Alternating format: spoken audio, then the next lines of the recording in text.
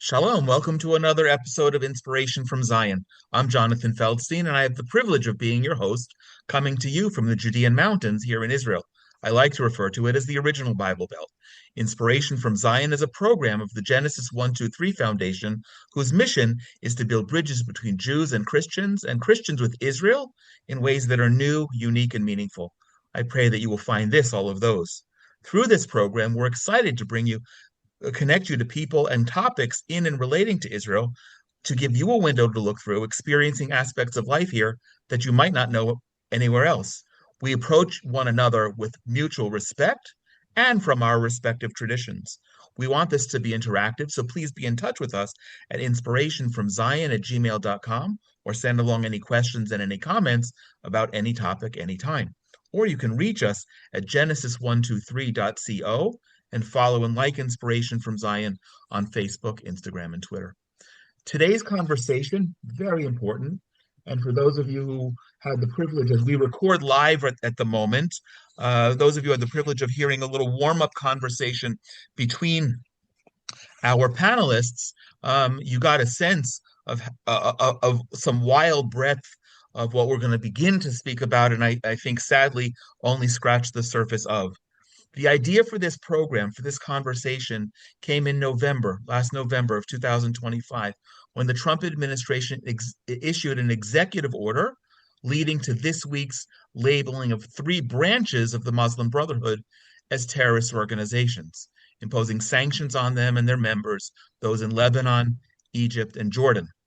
It should not take an executive order, however, to know that the Muslim Brotherhood ideology leaves no doubt about its extremist views.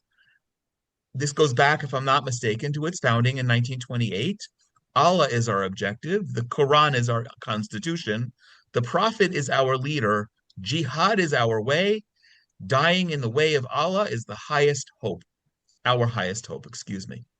Even without this 100-year-old ideological foundation, simply looking at what's been done in the name of the Muslim Brotherhood in the past century and currently leads to the inevitable conclusion of it being a terrorist entity and its ideology accordingly to its core.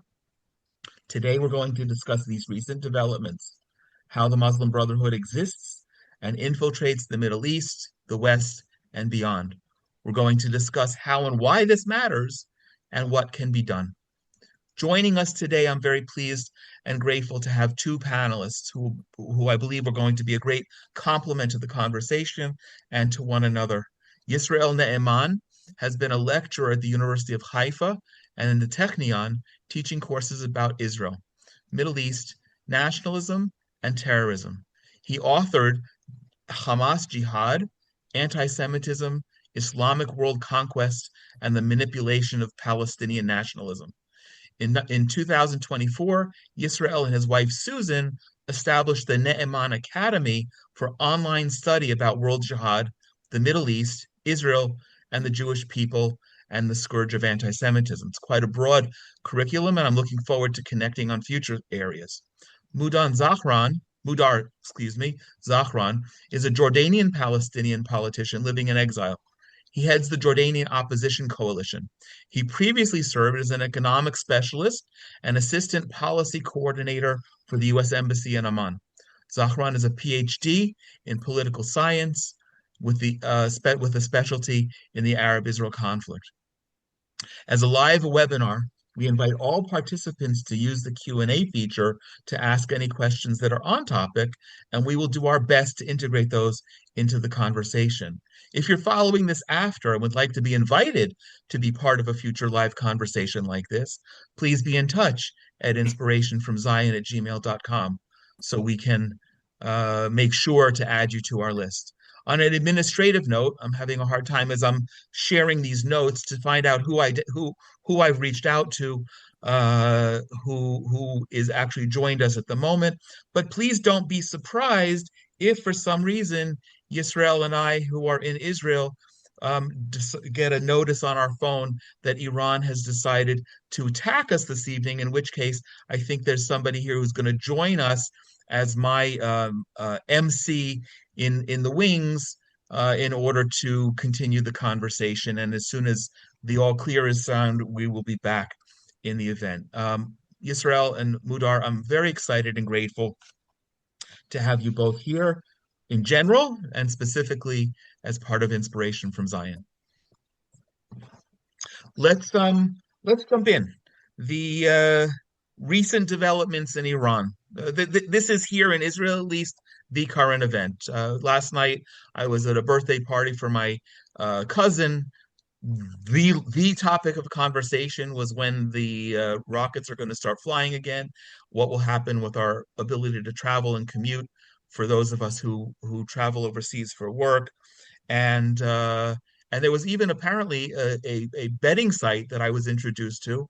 Don't remember the name of it, and it's just as well that was saying there was an 82% chance that the U.S. was going. The logic is, of course, that the U.S. will attack Iran, and Iran will reactively attack us as a result. I don't know what the odds are today. That did not happen in the last 24 hours. But what I'd like to know, and just start the conversation off with Iran being at least in the headlines here, what's the difference between Iran and the Muslim Brotherhood, and what do they have in common? Yisrael? Yeah, okay. Well, first of all, what they have very much in common is the concept of world jihad and that they need to capture everything. I don't think it's really important the difference between the Shia and the Sunni, right? And their theological disagreements, Battle of Karbala or whatever else, in 680. That's not the issue. The issue for us is their world conquest and, of course, sponsoring terrorist organizations. And the Iranians were very good at it. We know they have the Venezuelan, Colombian connection, as well as in the Triangle area, South America. Right, we go Argentina, I think Paraguay and Brazil, and Brazil. Okay, so they foster instability everywhere, and also, look, let's face it, support for Hamas, but as brothers, if you want to put it, not even a proxy, but more like an ally. If you take Hezbollah, you have the Shiite militias in Iraq and the Houthis, as well as the Syrian regime, which went under. In other words, they're very, very good. They put together, right, the seven front ring of fire around Israel. Now, when we take the Moslem Brotherhood, they are much larger. Their potential is much, much greater because Shiites make up maybe, 10, 15% maximum of the Islamic world. And if we take the Sunnis, who are the Muslim Brotherhood, and we look at how far they went, so their possibilities are even more extreme, right? You had not only Al Qaeda, but you had the Islamic State Caliphate. And they were the most dangerous, the most brutal, unbelievable.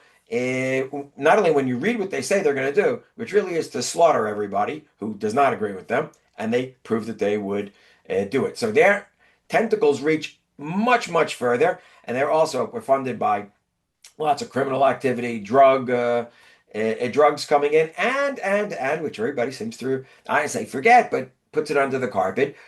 Qatar, their monies, Al Jazeera, and Turkey that allowed for them to export oil from the Islamic State Caliphate through Turkey and outwards. And all those volunteers who came in by the tens of thousands came through Turkey. That's different than the Iranians, okay? So the Iranians were the immediate threat to Israel and the Middle East, but now they're beginning to, sink. We see what's going on with the demonstrations, and they are weak, even if there weren't demonstrations. The economy's falling apart, the water systems, the electrical, agriculture, okay?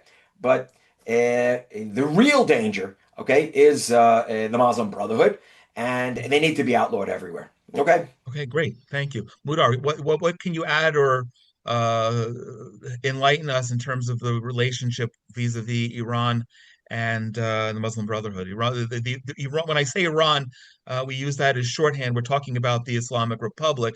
And we should also note that we are speaking on the 15th of January, 47 years and 46 years and 364 days since the Shah and his family fled. Iran and the Muslim Brotherhood, they have certain things in common. Not only the ideology, the fact that they're both supported and propped up by the same parties.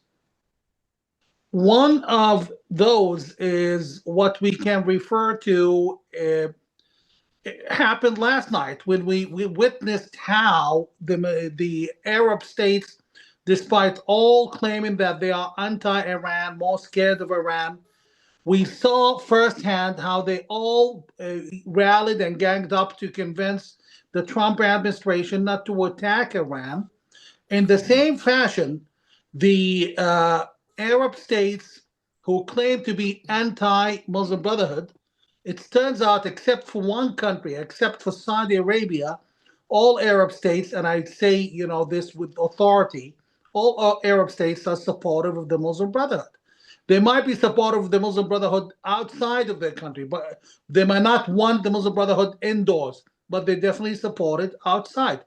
The fact that the executive order, the designation of those terror groups or branches of the Muslim Brotherhood in certain countries, some of them were a shock to some people. Jordan, Egypt, and Lebanon. Jordan in particular stands out, not only because I'm Jordanian, stands out because I personally have been working very hard to convince a lot of people in Washington, a lot of people in Jerusalem, that the real threat is in Jordan with the Muslim Brotherhood. And no one took that group seriously or even significantly. They thought everything was under control, that the Muslim Brotherhood in Jordan is just another bad group, and the king is dealing with them, as in control of them. It turns out that they are so significant that the United States, which has the secret intel, which has the secret reports, which the president through which the president makes his options, chooses his options, he and the president singled out the Muslim Okay. Brotherhood in Jordan to top the list. Okay. So I want to come back. I want to come to that, but I want to set the stage about where we are sitting today in the middle of January of 2026. Iran being in the headlines, but also my next, just to set the stage. I was asked questions this week in terms of things that I don't know about the Brotherhood. That's why you're both here. You're our experts, and I'd like to, before we even go into who are the most nefarious, and why is it that the Jordan, Lebanon, and Egypt were the ones that were singled out, and who was left off the list, and why? The reference, I pulled it from somewhere. There was a reference that I think I used in my introduction, referring to those three as chapters. I thought, or maybe that was from a news broadcast. And I want to know, just by way of how the institution is structured, are there chapters? I feel like it was when I hear of chapter, I'm thinking of my fraternity from college. Are they cells? Are they affiliates? What's the organizational structure of the Muslim Brotherhood now, a century after its founding, almost a century? And then some people ask specifically, if you can just also address these, is there a specific headquarters and is there a specific leader? Mudar, you're nodding. Go ahead. Okay, well, allow me to take this question. The Muslim Brotherhood, you just read to the audience the golden rules of the Muslim Brotherhood, and you left out one. The Uh-oh. most significant one in the Muslim Brotherhood is as-sam' wa ta'a, obedience and loyalty. When you join the Muslim Brotherhood, they would bring a copy of the Quran and a fully loaded pistol, and they put it to your head, and you have to swear to God that you will always be loyal. So this is a group surviving and terrorizing its own members. Therefore, the obedience, the loyalty is unquestionable in the Muslim Brotherhood. If you become a head of state like Erdogan, if you become a prime minister like several prime ministers of Jordan, and you're a member of the Muslim Brotherhood, you still Wow. have to answer. Wow. You still have to answer to the smallest guy who is ranked above you. It's pretty much like a secret society structure. That said, the the headquarters of the global Muslim Brotherhood, the headquarters of the global Muslim Brotherhood is in Jordan. It's the Muslim Brotherhood office, which is a little over 2 miles away from the king's private mansion. It's in the open. They have a huge sign, billboard outside. You can tell it's them, and they're not secret by any chance. The gentleman who runs the show, he is called leader number one, global leader number one, is Hammam Saeed, a Jordanian. He's a Jordanian of Palestinian heritage. Dr. Hammam Saeed, PhD in Sharia, like a very mafioso, evil genius kind of guy. Ruthless, and I'm not going to get into the details about how ruthless this man can be. And there's the head of the group, number zero. Number zero, we know exactly who number zero is, but I am not at liberty to speak the name at the moment because this is a secret held very dear by multiple three-letter agencies. That said, with no drama or suspense, the greatest actor in the field of the Muslim Brotherhood is the headquarters in Jordan. This is why Erdogan, when Erdogan became prime minister for the first time, the first thing he did, 18 hours after he won, he flew to Amman, Jordan. He met with the king of Jordan and then met with the leader of the Muslim Brotherhood, his boss. They are very well structured.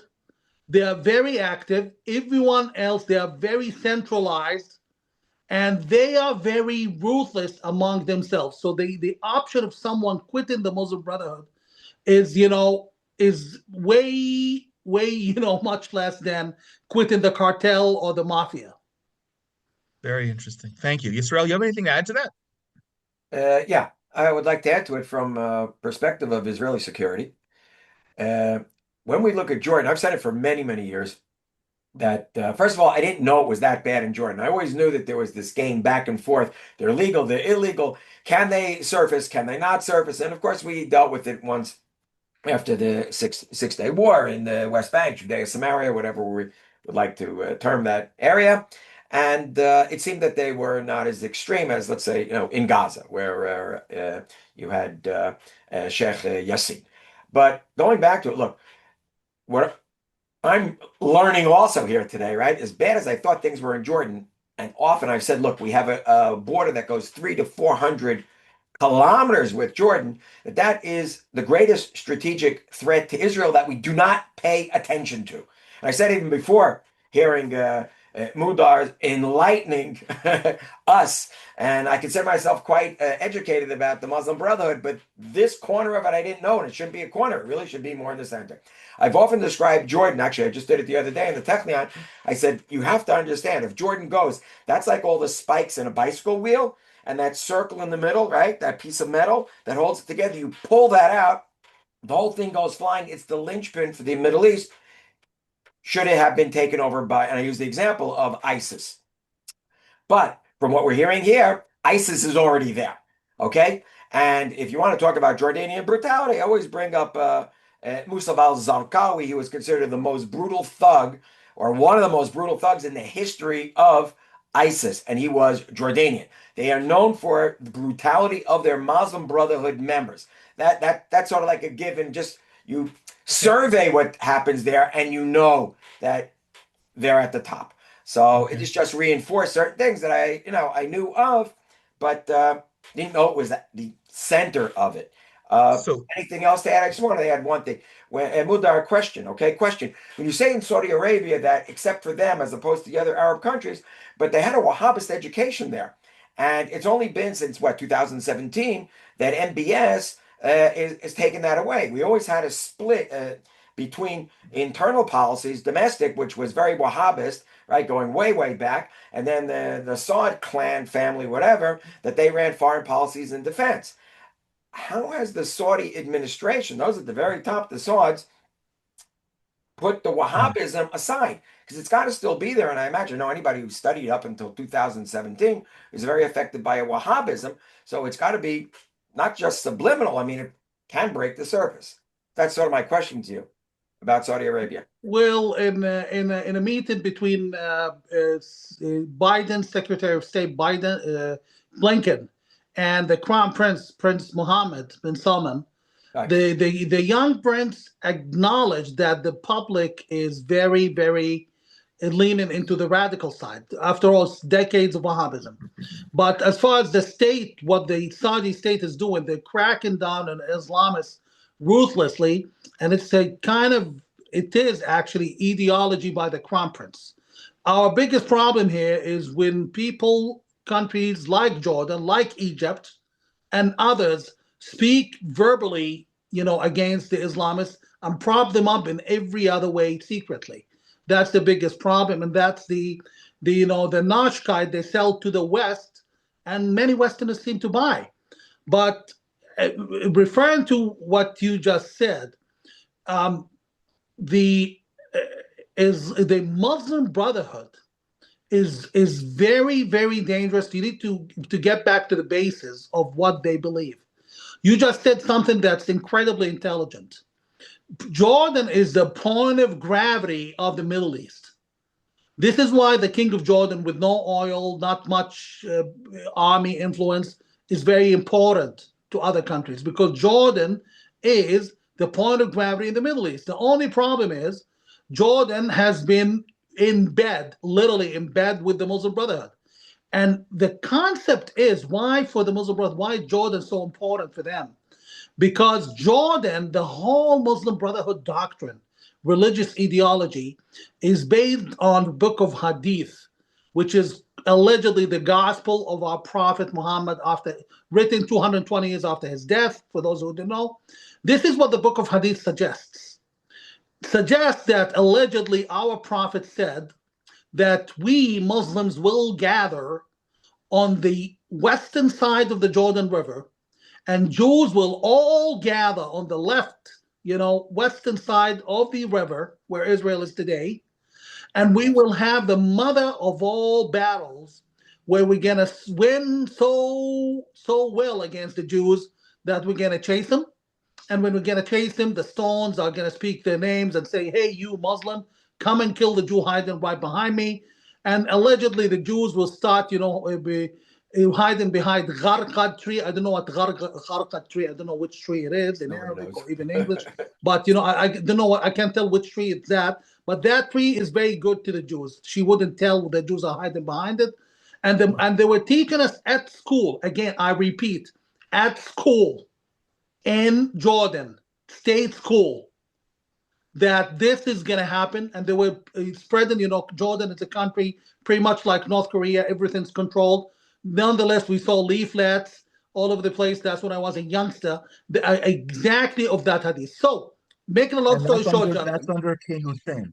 That's under King Hussein, and under this king too. Now it's gone wholesale, much bigger than it used to be under King Hussein. So the concept is, the Muslim Brotherhood, when they are told, like during the Arab Spring, when there were protests against the king, I personally have managed to mobilize up to 1 million people, documented, protesting against the king for peaceful change and not for any Islamist purposes. The Muslim Brotherhood then, took the concept, started defending the king, and what they did, this is the rhetoric they sold, and it's very dangerous. They said, we in Jordan are only the Ard al-Hasht wal-Ribat. Ard al-Hasht wal-Ribat means we are only the land of garrison and watchtower until the moment comes and we attack the Jews. And therefore, and I spoke to many of the leaders, I can give you names, and I'm like, why are you doing this? And the answer was, we are doing this because the king has to stay in power until the moment comes, then we're going to attack the Jews. And some of them, allow me just to add this, some of them went, this nonsense ideology that they're selling to people. They talk about Al-Mahdi. Many people have not heard of Al-Mahdi. Al-Mahdi is the most dangerous terrorist in history, in 1400 years. He is allegedly the Muslim Messiah, and he's the one who's going to come to butcher the Jews. So he is a Hashemite.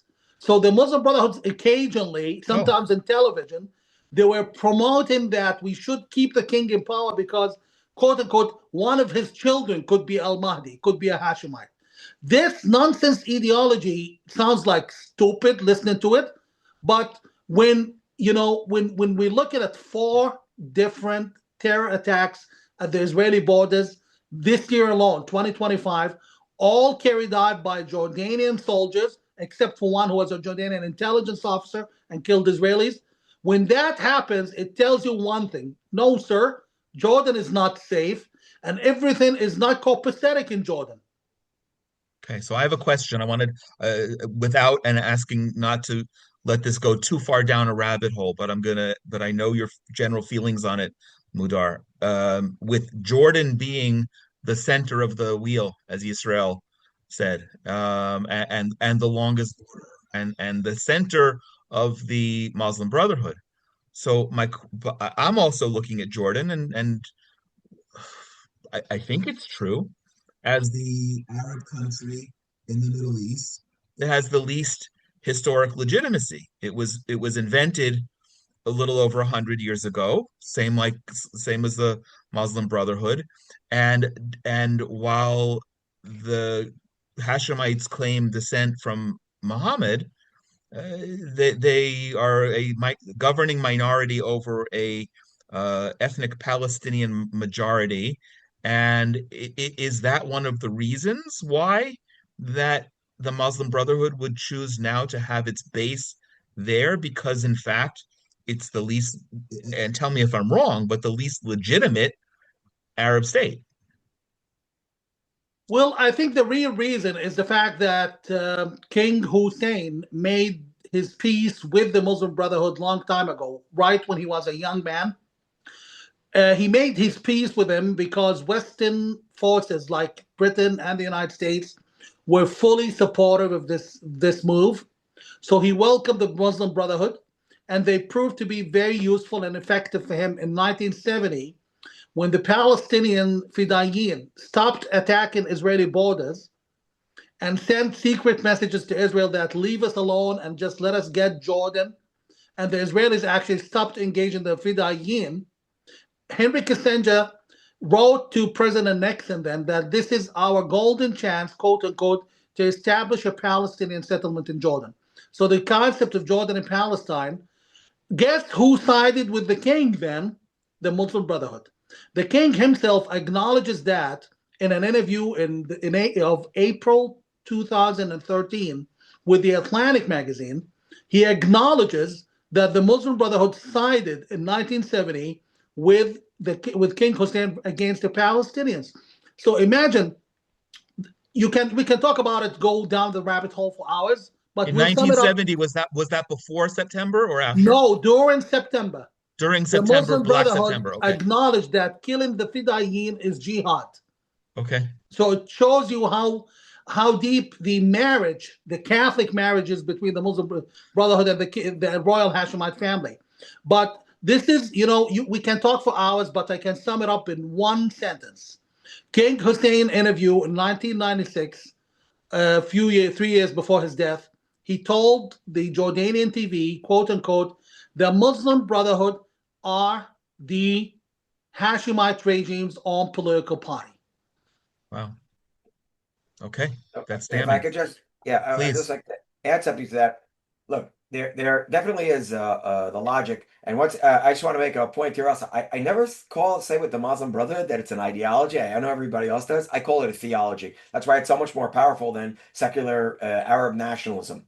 Like it's theological, and I think one of the things that we had here in Jordan would be that the PLO, we read their charter from 1968, and you realize that really a lot of the writing there comes from the Soviets, who are atheists, and that a lot of Christian influence, right? We're talking about atheist Christians who were Arab nationalists, first and foremost. They put anything Christian aside, but they were considered to be kufirs, right? Where I would say the infidels, right? Infidel. Right. And the Muslims that were some 80% or so of the PLO were also considered that way. So it makes lots of sense, right? That the Muslim Brotherhood would say, okay, we're on your side. You're a Hashemite, right? And they can go back to the 600s when that part of when Muhammad's family was, I would say, in harem. They were under sanction and thrown into a wadi and whatever else, right? That we were all suffering terribly from this.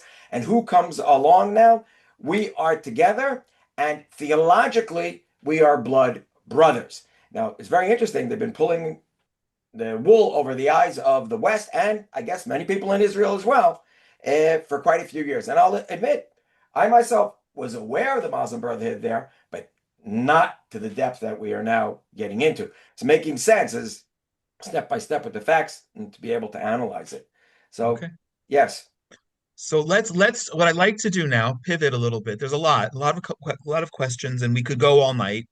We won't. But it's always better to leave people wanting more, and maybe we will do that. But the Trump, as soon as the executive order came out in November from the Trump administration, and it was clear that very major Muslim Brotherhood entities were not being included in that. My immediate response, which was the title of my article, that it's a good start. So we had this week the designation of the Jordanian entity, the Egyptian, and the Lebanese. My question to you, and let's try and keep a little focused and brief, is why those other, we've established why Jordan, okay? And that's important. Thank you for that. Why Egypt and why Lebanon? And why not anyone else? And let me just throw into the mix right now, why not Qatar and Turkey as the state entities that are hand in glove relationship? Mudar, of course, you're saying that the Hashemites are as well, but we know for sure that Qatar and Turkey are.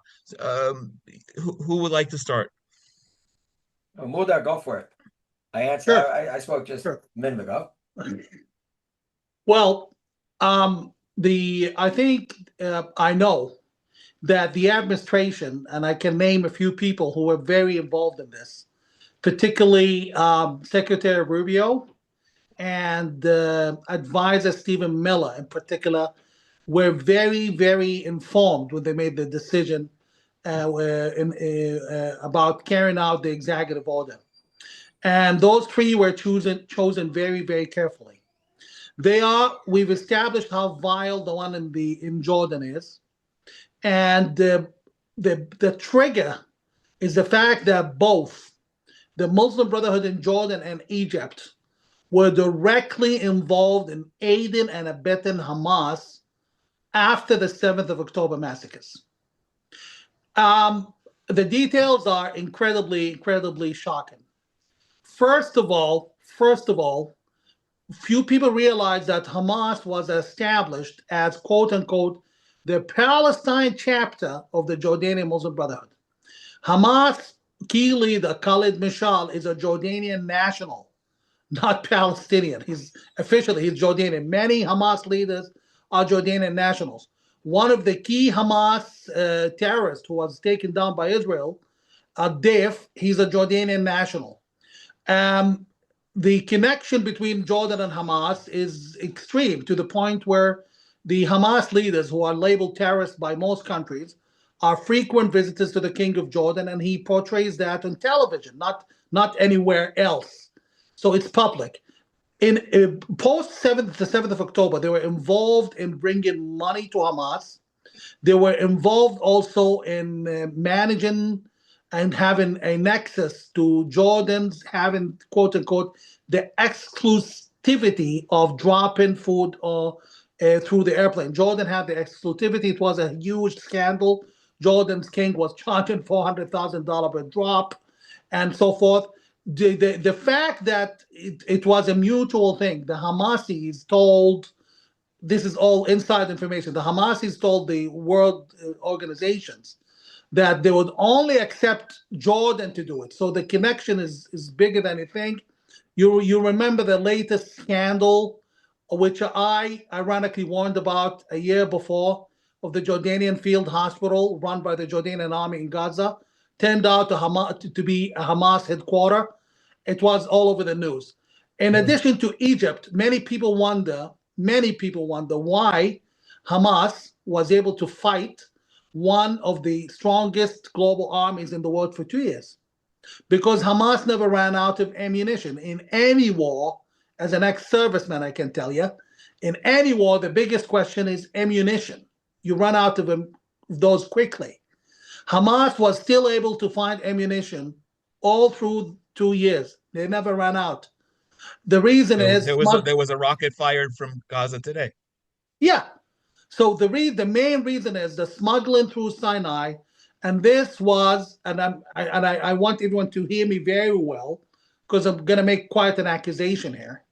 This was under the very pleasantly watching eye of the Egyptian military intelligence and through Muslim Brotherhood agents.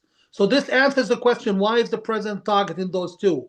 The ones in Lebanon, the reason they were targeted is because the ones in Lebanon were the key suppliers of ISIS fighters into Syria. So for now, for a first patch, these are the three most problematic ones. Okay. Qatar, to answer your question, Qatar serves, this is, I'm not even sure if I should say this publicly. The problem with targeting Qatar is going to make a lot of administrations blush.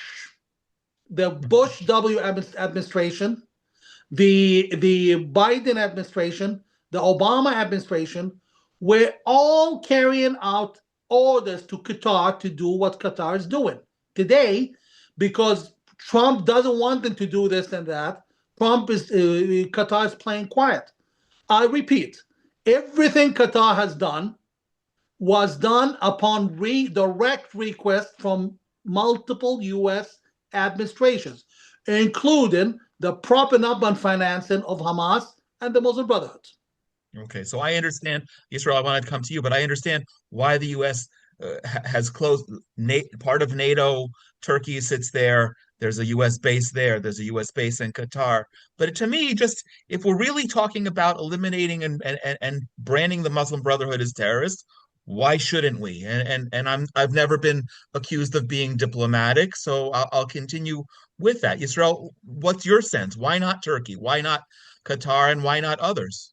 Okay, well, I wasn't familiar with how much I mean, I knew certain aspects of the American administrations with Qatar. By the way, the one that I know best, when I investigated what happened during Trump's first term, when the Saudis thought to invade with the Egyptians and the Emiratis and whatever, the Bahrainis in Qatar, is actually Trump put an end to it, May 2017. I think the biggest problem that we have, okay, is that money speaks, and we're not talking hundreds of billions, we're talking of trillions, and that's where Qatar sits. And a result of them being able to do whatever they want with their money, you're seeing it on American campuses. You're seeing it with the youth in America, right? News media being bought off. Al Jazeera's English station, which really should be considered a foreign agent, and actually, I think they're in that direction if it hasn't happened already. They've been able to wield enormous power through their investment corporations in Europe first, and then certainly into North America.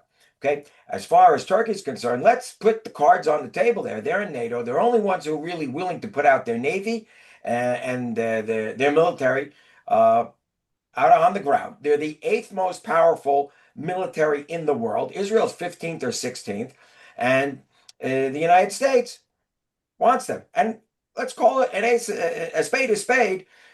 Trump is not real big on, democracies and everybody being able to speak their mind or whatever else. And Erdogan certainly is not. He says he's a good friend with him.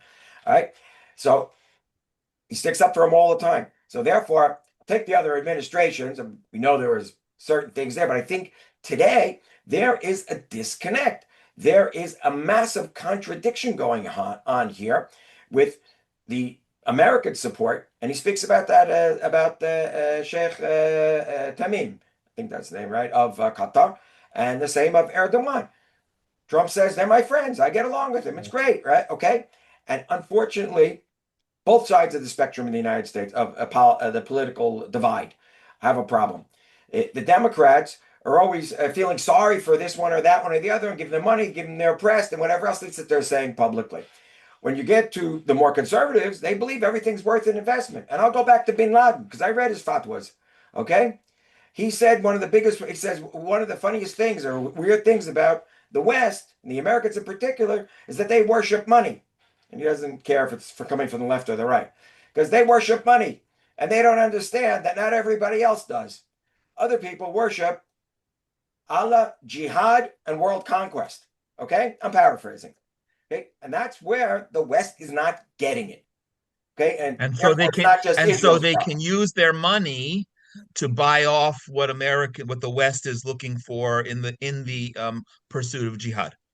Well, that's it. It's always in the pursuit of jihad. That's what it's supposed to be. Look, we know that there are plenty of them stealing and skimming off the top. That's for sure. There's so many billions there. Take the Iranian regime. They're talking about that they have billions, okay? But the point is, and look, bin Laden was an honest terrorist, okay? I'll take you back to World War II and the SS, the Nazis. The ones who were considered bribable in the concentration camps, the ones who allow you to live. Because somehow or another you can give them something. Or like, so they turned out to be the good guys. The ideologues, you knew they were going to kill you. Okay, and it's the same thing here. And these jihadis, as far as I'm concerned, they are Nazis, but one step worse. Because they have it ordained by God. And you're not going to convince them otherwise. And it's theological, that's the direction they're going in, and there's only one answer. You have to eliminate them. Outlaw them and chase them down to the end, all right? Get rid of them. Otherwise, most of their victims, 98% of these jihadis, I think have been 98% are other Muslims. Okay, just take Islamic State Caliphate and Al-Qaeda and the others, okay? And the Caliphate, I'm talking about, into Nigeria, Somalia, Sudan, wherever you want or don't want. Right, exactly. Okay. So can I paraphrase that in terms of the Trump, the recent outlawing and categorization as terrorist entities from the Trump administration, the executive order that the Trump administration does not have the interest or stomach to go all the way, at least yet. Yeah, I don't believe that they have it. I think they have other interests. They think you can buy off jihadis, and it's been Right. proven that you cannot. You can't buy Right. them off by letting them get into power. 1979 revolution in Iran, okay? You can't buy them off by saying we'll support you against the Soviets so you can collapse the evil empire as Ronald Reagan did. And he figured now they're our allies. No. Read Abdullah Azzam. He says it outright in his Defense of Muslim Lands and Join the Caravan. Says, first we'll destroy the Soviets. Yeah, we'll get help from the Americans. It was a whole debate theologically. He said, we'll take it, and then we're going to destroy them. No. Read it. I'm sure Mudar's read all this stuff, okay? Well, you'll have to give us the link. I'll put in the show notes have so many because I lists suspect nobody else has heard of. Israel, could you please explain to the audience who Abdullah Azzam is? Yeah. Okay. Abdullah Azzam was the most famous, revered, okay, warrior, scholar, jihadi on the battlefield in Afghanistan that tied everybody together and defeated the Soviets. He also is of Palestinian background. He was born, I forgot the name of the village, but it's not far from Jenin, okay, in the northern part of Samaria or the West Bank, okay? And he was vicious in his understanding, brilliant. You read his stuff, you know he understands Quran, the Hadiths that were mentioned. And he was the one, he taught at night or during a lull in the fighting, and made sure everybody knew their scriptures, everybody knew their sources. They went out with combat motivations you can't imagine. Who copied him? Sinwar. Yahya Sinwar did the same thing in Israeli prisons, and we were goddamn stupid enough to allow it to happen. Okay? It was a copy and paste. And we paid for it. And want to know something else? Unfortunately, America, the West, is going to pay for it also. Because you have those types out there. That's how they're learning. That's what they're going to do. And ISIS, they said outright in videotapes that are now taken off the internet, but I saw them when they were put up. They said, after we get done consolidating in the Middle East, the Shiites will fall, meaning the Iranians, will take over all the apostate regimes that we've been speaking about here that, outwardly they're behaving like with the West. They said, we're going after Christendom next because they're unaware. They're the soft belly of Western civilization. They let everybody speak. They're great liberals. And we will have our part under freedom of speech, and we will destroy them. And then afterwards, we'll go after the Jews, just like Mudar said, going to gather on the Jordan River there, right, on the right side, and then head off to the left side, seeking out Jews behind and under every rock and tree. Mudar, I don't even know where to begin to respond to all of that, but if you have a response before I begin to pivot to other domestic Israeli issues. I can only express my how impressed I am by Israel's scholarly skills. He's a very well-read man. Abdullah Azzam was my parents' neighbor. Whoa. Abdullah Azzam is a Jordanian. Whoa. Abdullah Azzam is a Jordanian of Palestinian heritage. He was born a Jordanian, by the way, Yeah. and Beautiful. and he was a PhD in Sharia, incredibly smart, incredibly vicious. And this gentleman's house was my parents' neighbor, like a couple houses down in an area called Suele Al Jubeha in Amman. It's an upper scale neighborhood. And I was 18, 18, exactly 18, when I was walking home from my friend's house in Al Jubeha. And I saw for the first time this very tall figure, very tall guy wearing a turban. And I driving a car with a Chevrolet with a Saudi license plate. And I remember that smirk he gave me. I'm going to remember that for the rest of my life, because I've seen him a few times after that and I didn't recognize him. And I knew him only when I was watching the TV in my room in Boston. And there was Mr. Osama bin Laden. That was him. He used to come and visit our neighborhood to meet with the children and family of Abdullah Azzam after he got assassinated. Now, how do we link this to our discussion? The fact that the guy was a Muslim Brotherhood, a Jordanian Muslim Brotherhood, the fact the guy was very close, I repeat, very close to the Jordanian intelligence department, and anyone in any security agencies, anyone worth their salt or their name knows what I'm saying is true. On top of it, this guy, there's the Jordanian Muslim Brotherhood / Jordanian government keeps popping up in very odd places. Like, Abdullah Azzam, Abu Musab al-Zarqawi, 4,000 ISIS members, Hamas leaders being Jordanians. So you can read between the lines. But just to get back to the subject, there's something that we're missing here. We're not talking about. We're not bringing up the C word. You cannot make this discussion complete without using the C word, China. This whole discussion, you are, for example, Israel is claiming that the Arab dictators, Arab regimes do this because they are jihadis. Well, I know I went to school in the United States with members of the Qatar royal family, and I assure you, they are as secular as it gets. So, same for the Hashemites. The biggest, ally that the Muslim Brotherhood has are the Hashemites of Jordan. Very, very secular in their lifestyle. They don't have jihadi ambitions. What they have is the whole apparatus they need to connect with in order to thrive, which is, here's the biggest secret.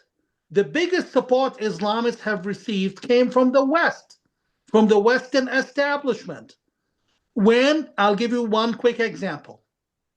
When Bush Sr., in the aftermath, Bush Jr., baby Bush, in the aftermath of the 9/11 attacks, began deporting any Muslims.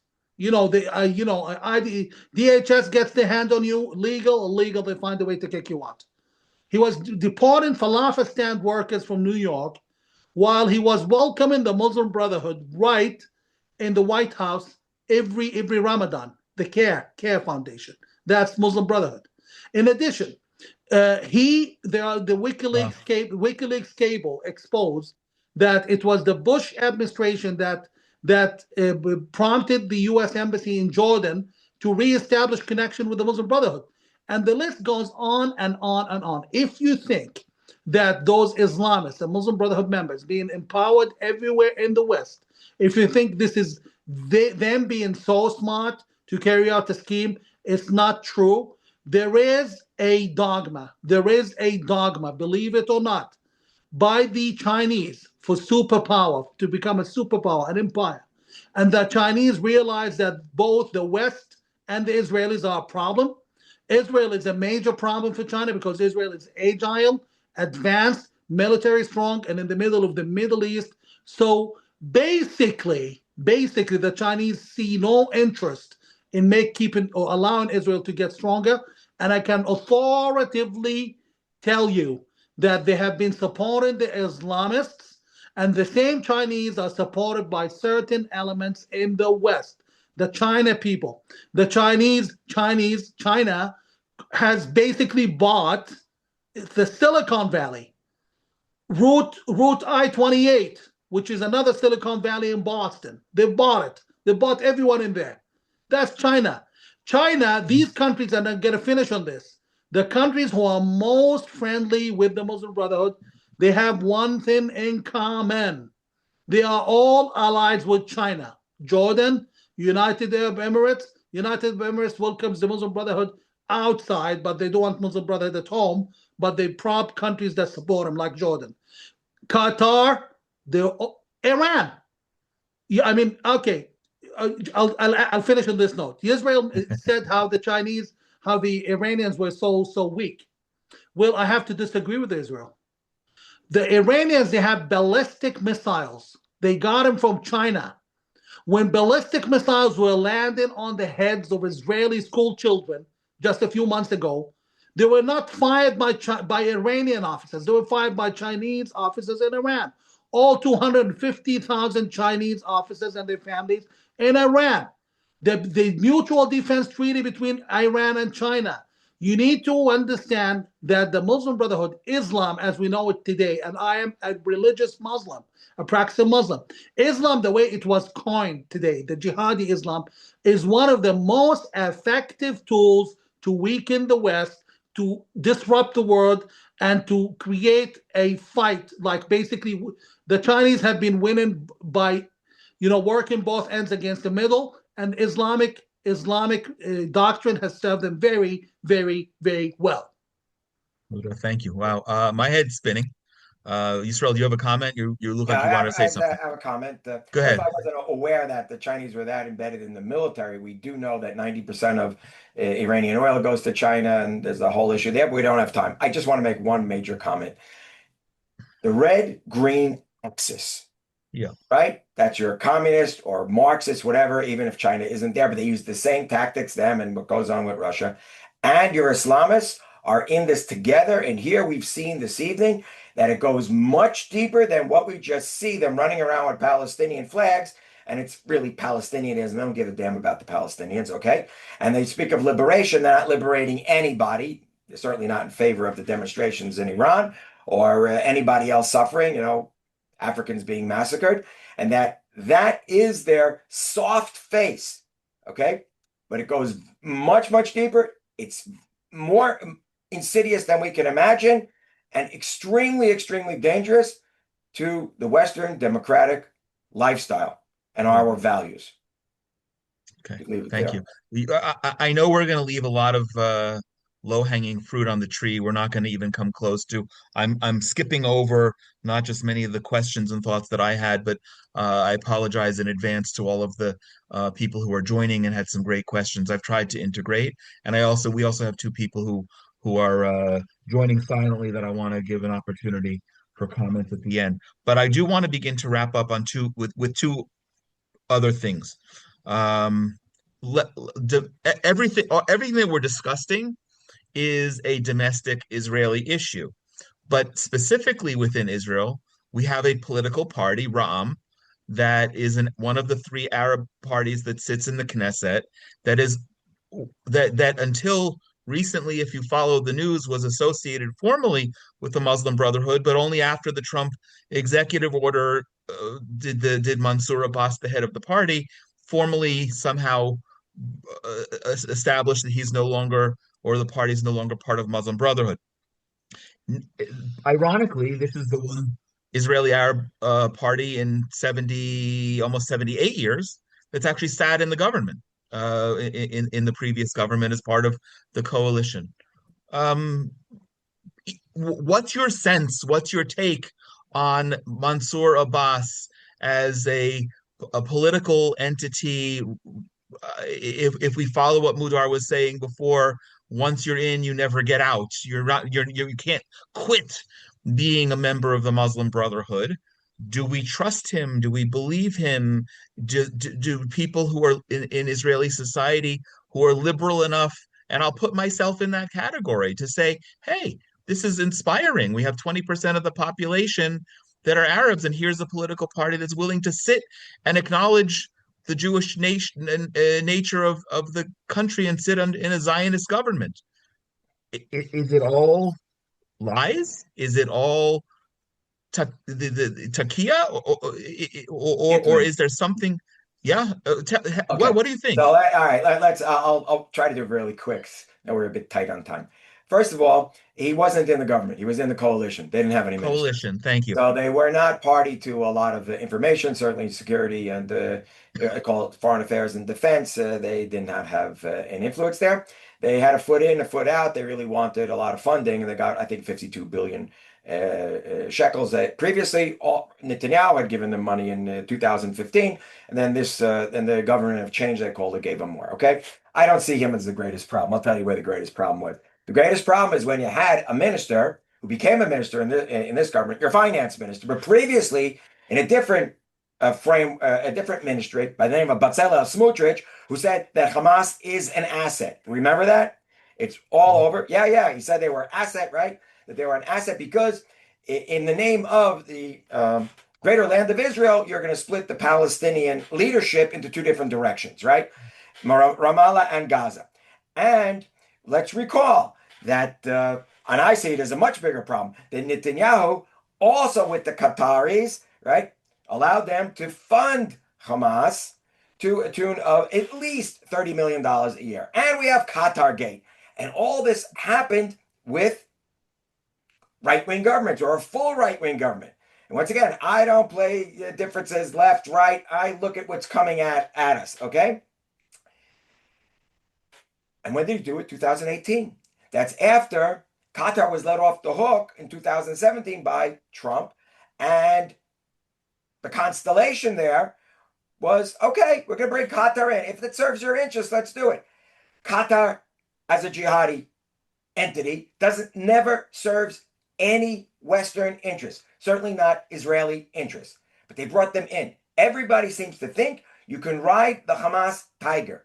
In the end, the Hamas tiger rides you. The jihadis will ride you. Just ask 1,200 people. Musab Yusuf, right? In his book about Hamas, right? We're all familiar with him, the Green Prince. Yep. Yeah. It's there. And no, people read it and they ignore it, or they don't want to read it. I've heard people say, no, I don't want to ruin my day. I'm not reading it. Well, you know what? It may not ruin your day, but your life may get ruined when it comes at you. Yeah. Okay. Mudar, would you like to dip your toes into domestic Israeli politics? Go for it. Well, I definitely would. The Somehow I expected that. Muslim Brotherhood in Israel is very connected in the way that its hierarchy is formed, very connected to the Jordanian Muslim Brotherhood. First of all, Mansour Abbas was also a frequent visitor to the king's office, where he met with the Jordanian king multiple times.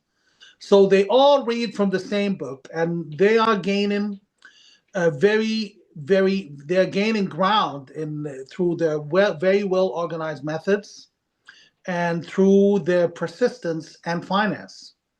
Like Al Fahim now is the Muslim Brotherhood ground, and they are spreading into the Nazareth. For those who don't know, Al-Fahim is one of the largest Arab cities in the Lower Galilee.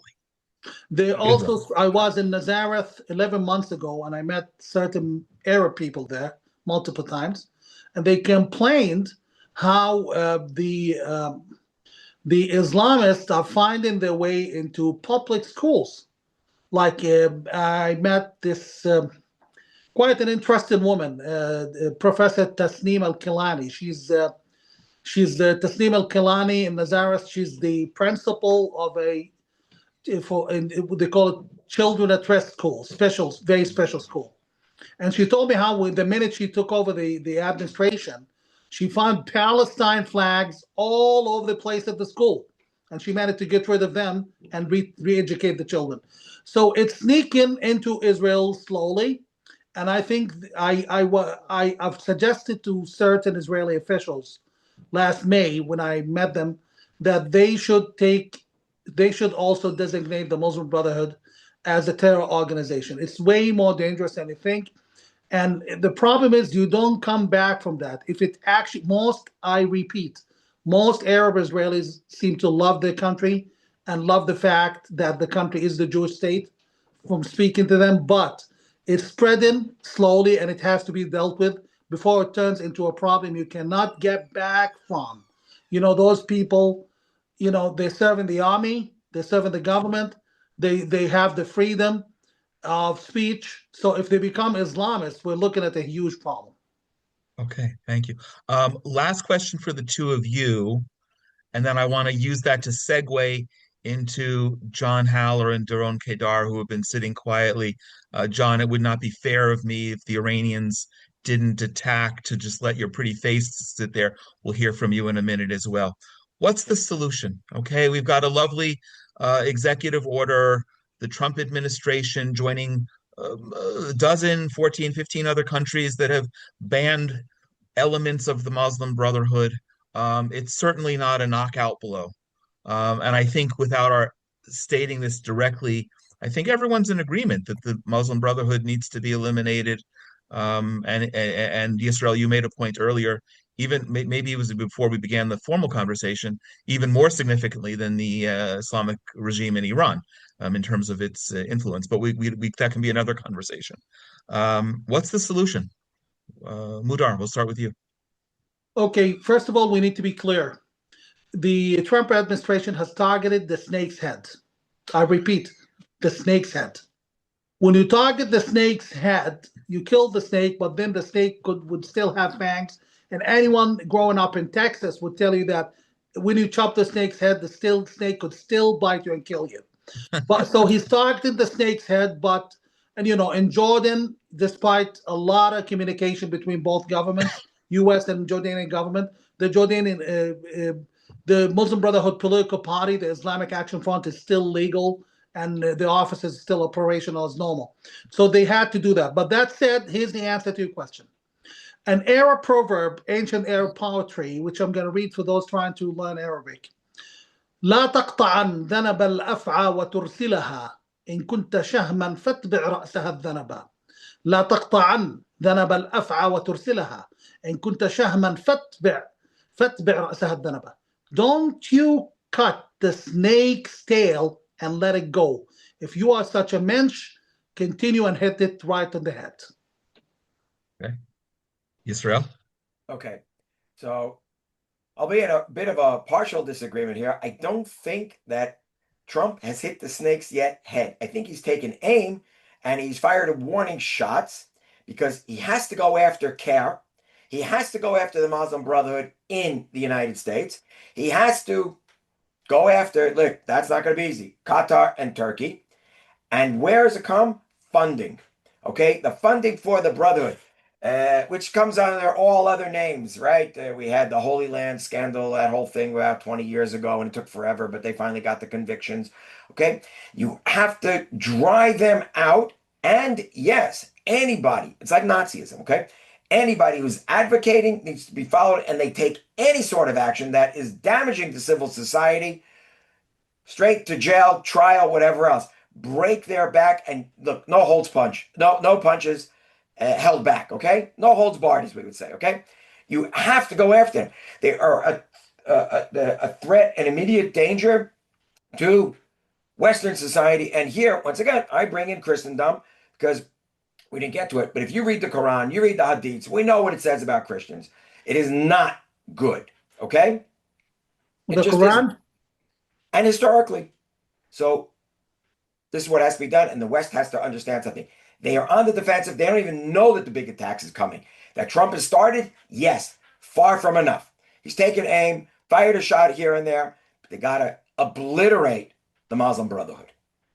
It's interesting you say that because in my article about this topic, but also advertising and promoting this conversation, I said that the 2028 presidential election must be a litmus test, and the candidates must understand that this has to be something. It's existential. It doesn't hurt the fact that 2028 is exactly 100 years since the founding of the Brotherhood. So hopefully, whoever the next president will be can continue the work if Trump goes in this direction.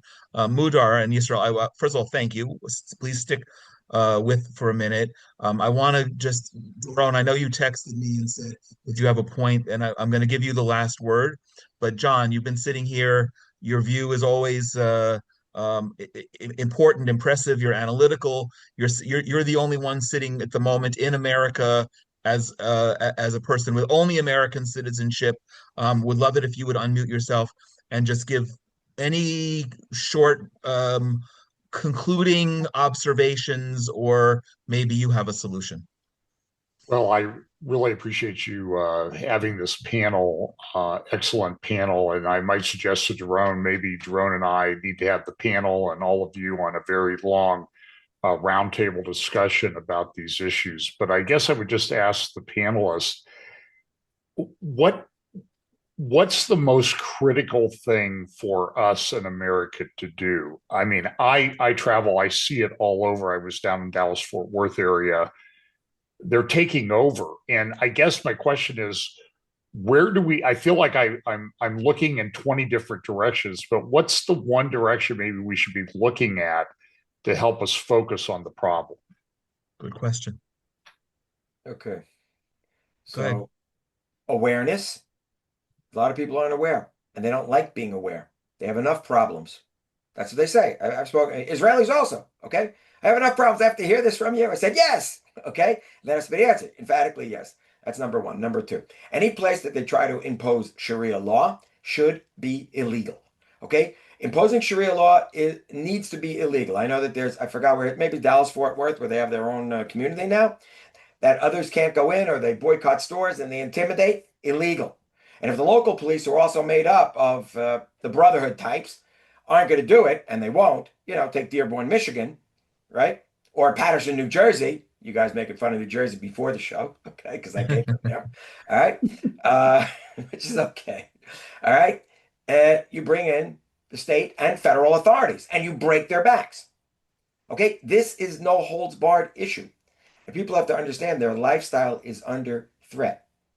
Right, they're demonstrating outside of synagogues and threatening Jews and whatever else. It's not very far. What do they say? First the Saturday people, then the Sunday people.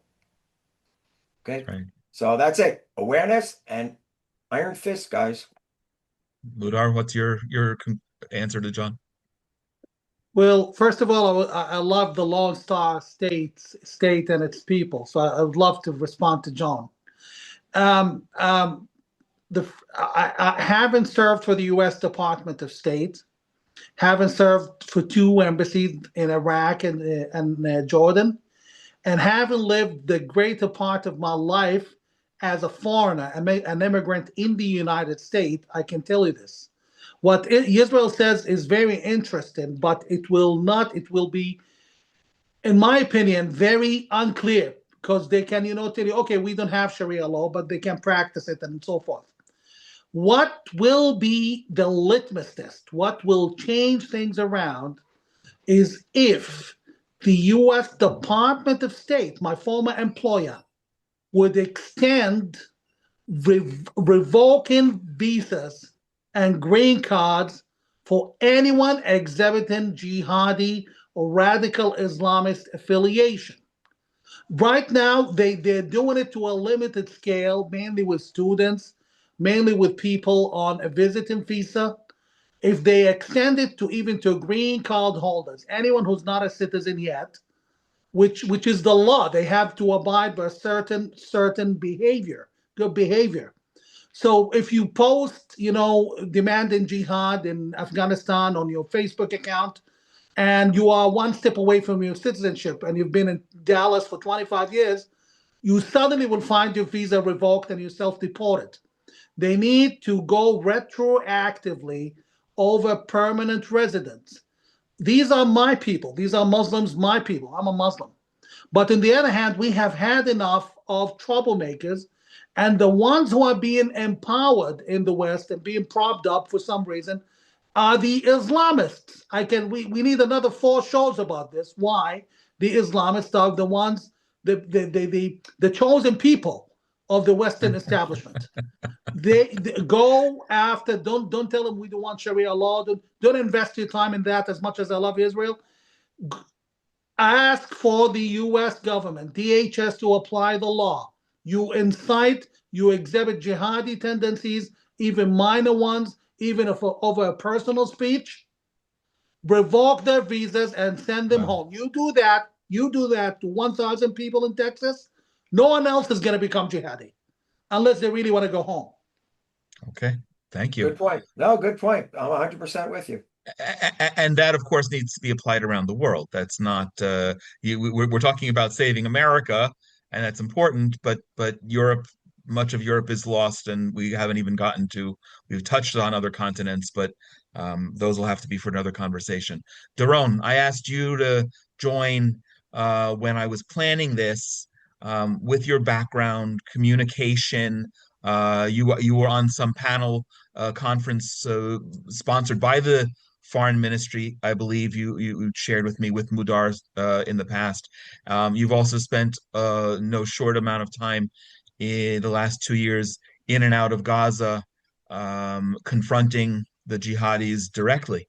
I would love for you to make any closing observations, remarks on what they've said, on what they've missed, and if you'd like to close us in an appropriate prayer for this topic, would welcome that. Thank you. It's an honor to be a part of the panel and with the honored guests here today. And again, it's great to see you again, Mudar. I just wanted to point out, since we're talking about the topic, I think Mudar is the only one that can actually read this fully. But this right here is a Hamas flag I found in Gaza. And we found literally thousands of these. And then the Hamas emblem is on the very other end of this flag, with the Islamic statements of faith on the flag and so on. Can I just ask you a quick question? You found these to be Hamas flags, right? Yes. Yes. Could you hold it again? Yeah, but look what's at the look who's the sponsor. Yeah? Look who's the sponsor. Yeah. It's trying to hold the exact emblem of the Muslim Brotherhood. Thank Palestine. You. Thank you. That's why I said, Mudar, I'd like you to give the, and here's the other side of it. What do I have? Let me turn this around. Here's the other side of it, and you can see, sorry with the camera and everything, but as I said, it's all on the same flag. So something's weird with the camera here. It needs to so all that to say that I think it's important for people to understand why this discussion is important. Why are we targeting the Muslim Brotherhood? Because the Muslim Brotherhood is not just a group of scholars, Muslim scholars, and a bunch of good people. They're the ones who are the mind behind the jihadists. They're the ones behind the influence, behind the funding, behind the strategy. They're behind so much of the evil that is coming out of jihadist ideology, and they're using dawah in the West to spread that ideology. And here's a perfect example of what I found in Florida. Okay, you see the library tag there from a family friend of mine that homeschool, and they went to a local library and they found this wonderful book, and it's very nice. You know, it looks like a nice little picture book. You know, we are the Palestinian, we are Palestinian, a celebration of culture and tradition. And what they did in this book in such a usurpative way is they took Israeli history and they made it their own. You know, this is all about, you know, this is the Palestinian history in Jerusalem, in Haifa, in Akko. And it's like they cherry pick these historic places, and they just twist the narrative enough to make it to where we were here forever and eternity. There's no Jewish people here. And then they talk about, of course, oppression, and they talk about the heroes, the martyrs that fought for the social justice cause here in Palestine against the Zionist bad people. But again, the language is very soft. It's very cleverly said. It doesn't come across like, we're talking about the pro-Palestine protests from the river to the sea. So it's not that extreme. But what I'm saying is the dawah that is being used, and Mudar knows this very well, it's very cleverly used, and it's both in militarist in military, but the most dangerous is not what I found on the battlefield with these flags and the Hamas terrorists. The most dangerous is the dawah in the West and how they're targeting the West using, like we talked about here, the American law, using the law here in Israel as well, by the way. You know that they are using Israeli funding. I just learned this the other day listening to Tzvi Cheskeli. I'm part of his group where he meets and he discusses the issue of all of what we're talking about. And he was pointing out on the program just last night, actually, how their Arab kids, Muslim Arab kids from Fahim in the north, in other Muslim communities where you have these radical extremists who are the brainchild and the preachers that you'll hear at Al-Aqsa preaching against Israel, preaching the dawah in Israel, here on the Temple Mount, to take down Israel. They are funding and sending Muslim children to camps in Turkey, right? That is funded by Israeli NGOs and Israeli money. Wow. To radicalize these poor kids. And I say poor kids because they're stealing their childhood, they're stealing their futures by radicalizing them with jihadist ideology when they're Israeli kids with Israeli passports, Israeli ID numbers, growing up in our country. And how much more, in other words, is the dawah going to be effective in the West, is my question, if you're able to get away with it here in the backyard of Israel, where our intelligence is much more tight on these issues and these matters. Why? It's because they use the law of the land and they get away with it. And so how do we legalize, or sorry, how do we ban the Muslim Brotherhood? Is that I believe that we have to make sure that we find legal measures, and we need to get good legal minds in every country, if it's Israel, if it's the United States, if it's in Europe, to find ways to use our own laws to outlaw the Muslim Brotherhood, CARE, and all these other dawah groups that are using these usurpative ways to push jihadist agendas in the West and also here in our own backyard. So those are the little things I wanted to kind of throw out here and give you show and tell. There's the hardcore terrorists in Gaza, but then you have, this is just as devastating because they're educating our youth, our children, our preschoolers with this kind of ideology, and they're getting them to chant from the river to the sea, and these poor kids don't even know what they're chanting. Ron, thank you. We could go on for a number of hours, and John, I subscribe to the idea of continuing this yet again. There's a lot more to dig into, and a lot we just really scratched the surface of.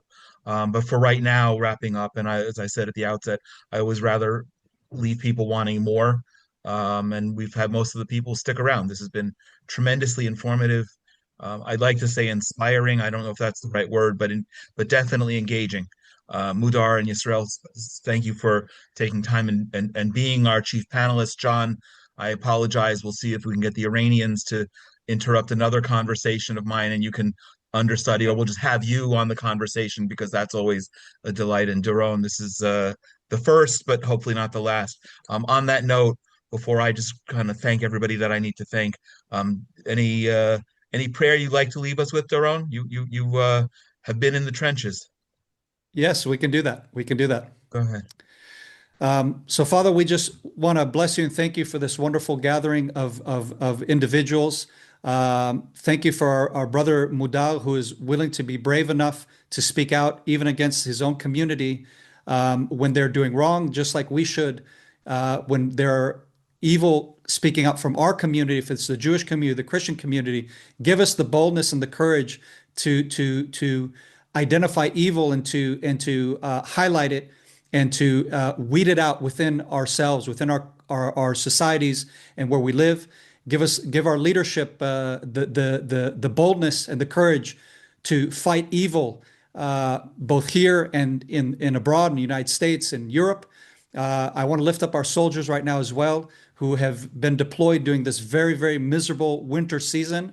As I'm here at home enjoying the heat of my home, We pray that you would guard our defenders, the defenders of Israel, which is collectively not just the Jewish people, for those who know the context, but they are defending both the Jewish and Muslim and Druze and all the other minorities that live here and are defending this beautiful state. And bless the wonderful soldiers that are laying down their lives to defend this wonderful nation that you have given us. And may we merit to see a day where we will be rid of evil in the earth, and we will see the redemption coming swiftly and in our time. Amen. Amen. Thank you. Thank you all, panelists, commentators. Thank you all for the guests who've joined in. I want to thank, I can say tongue in cheek, but with sincerity at the same time. This is definitely the most significant webinar and podcast conversation that we've had in 2026. And I would love to regroup at the end, because I think it will also be one of the ones that lasts with the significance through the end of the year. I want to thank our friends at the Willow Run Greenhouse in Culpeper, Virginia, for their sponsoring this. And I always tell people, if you're ever in the area, pop in and thank them. This has been a really important conversation. Thank them for helping make conversations like this possible. And special thanks to the Coin family as well for their meaningful sponsorship. Inspiration from Zion and all of the Genesis 123 Foundation programs are made possible by donations. So please consider joining us to help continue building bridges and dialogues just like this.